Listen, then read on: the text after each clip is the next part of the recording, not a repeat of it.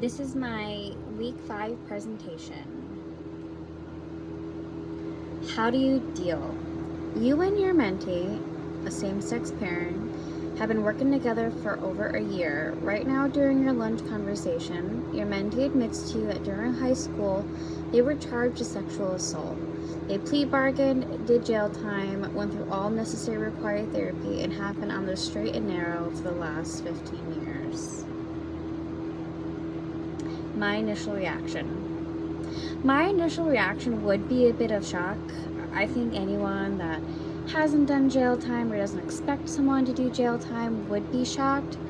I feel like though that does play in some judgment, thinking, that I shouldn't be shocked because it does happen to some people.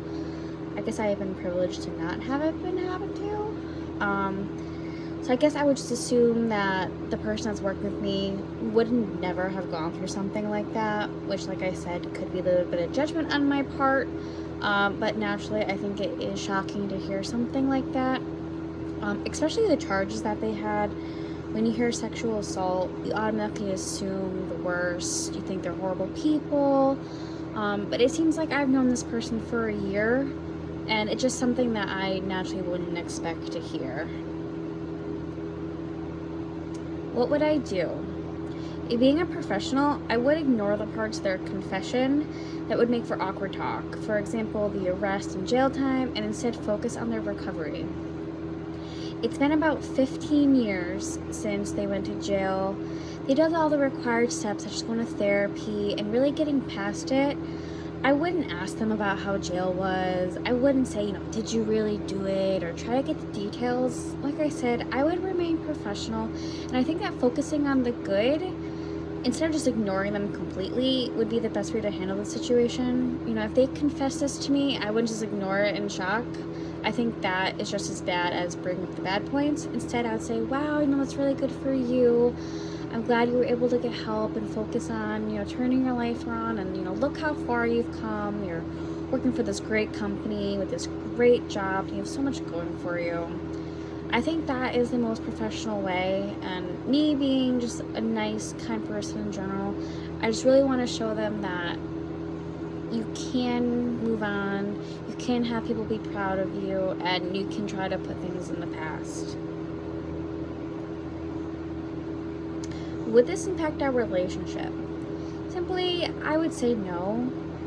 I want to say I'm the kind of person where this is always not going to be in the back of my head. I don't want to think about it every time I see this person. I don't want to think that this is a sexual assailant every time I look at them.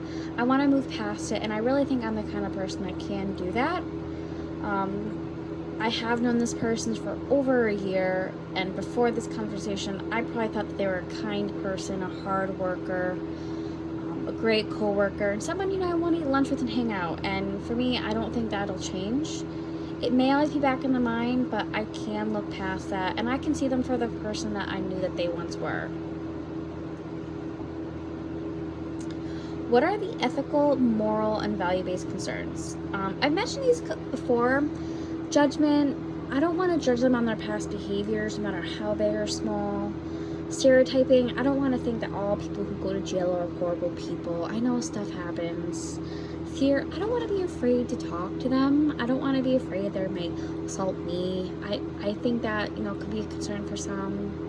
Ignorance. I don't want to pretend that, they didn't say that. I don't want to avoid it. So I think ignorance and avoidance kind of go hand in hand. If they're going to confess that to me, they obviously trust me, and I just want to be there to support them. And that is my slideshow. Thank you.